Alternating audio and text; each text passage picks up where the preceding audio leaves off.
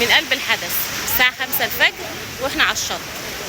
طبعا مفيش ناس كتير ما شاء الله. بصوا مفيش اجمل من الروقان ده كله، الميه والسماء والدعوات المستجابه.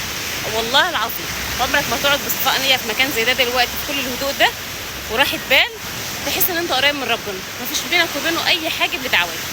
صدقوني، صلوا على النبي وادعوا ودعوات مستجابه. والله العظيم.